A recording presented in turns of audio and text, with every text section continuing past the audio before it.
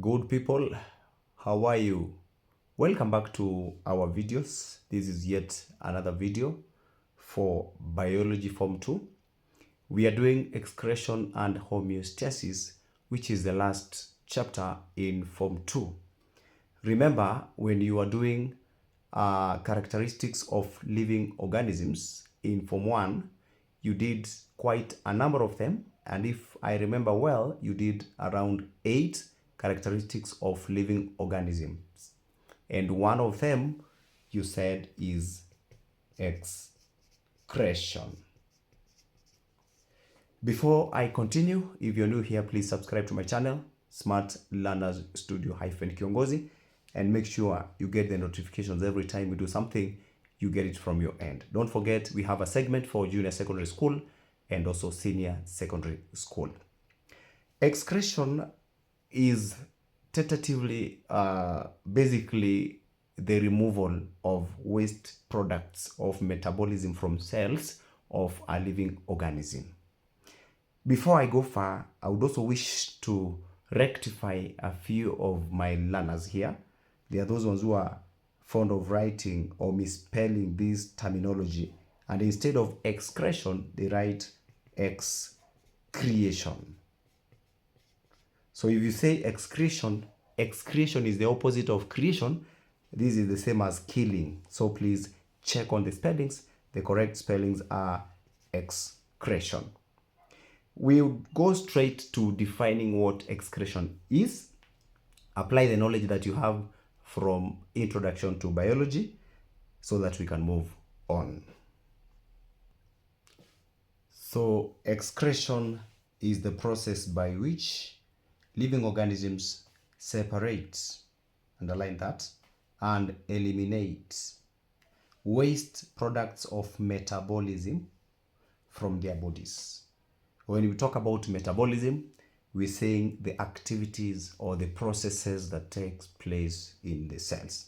Those processes will produce wastes or waste products which have to be removed from them. So separation and elimination or removal.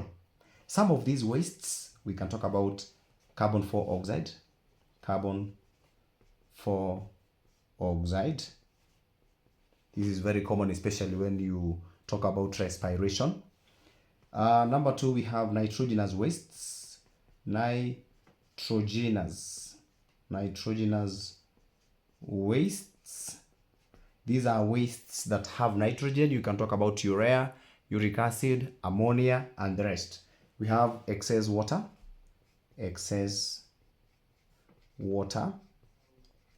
We also have mineral salts. We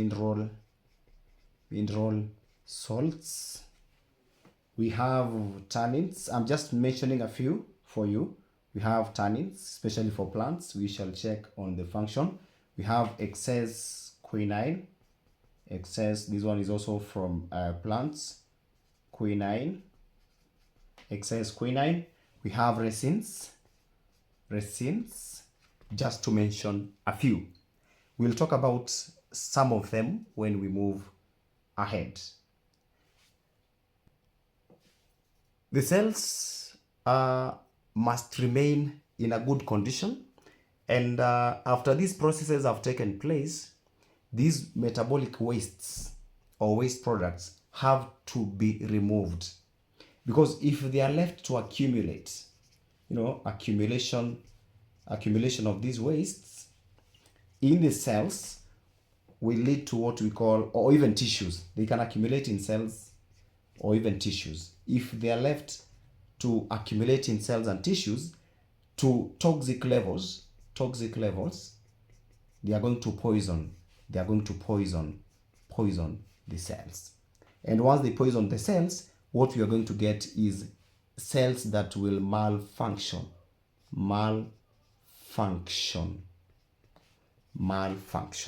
When the cells malfunction, then of course definitely they are going to die. So death will occur.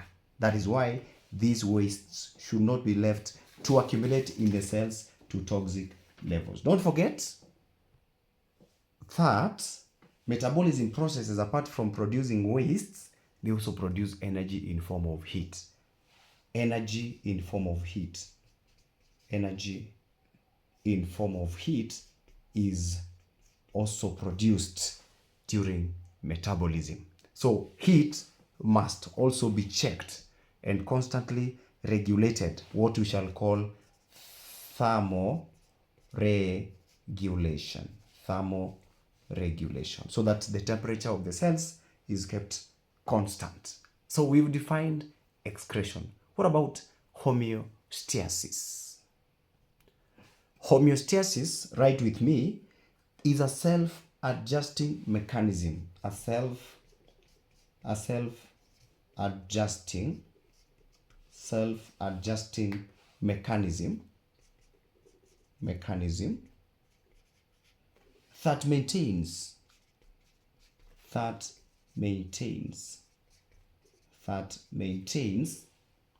a steady state in the internal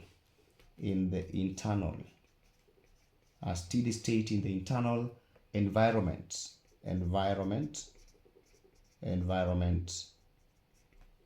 of a living organism.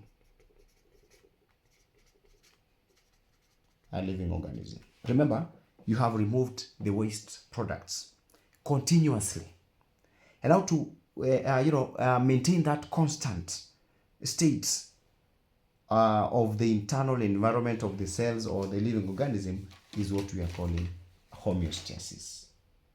So homeostasis will provide optimum. This will provide optimum. This will provide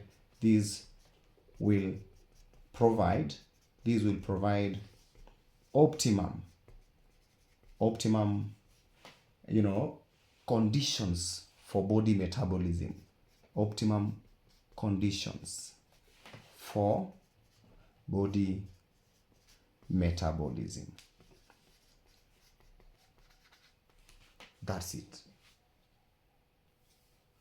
So lastly, I want us to check on something related to excretion, or rather, let's say other terminologies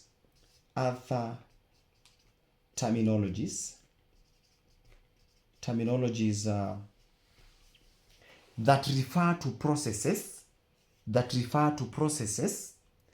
of releasing substances. Yeah, processes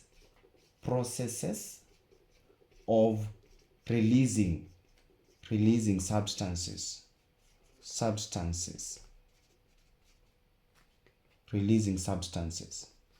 So excretion is one of them, and already we've talked about it already. Excretion. We have two more that I want us to define. We have egestion, and finally we have secretion.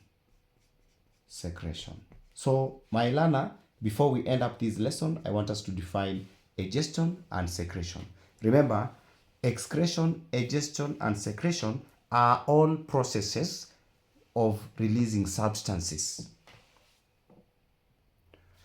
Egestion is the process of removal of two things: undigested and indigestible materials from the digestive system.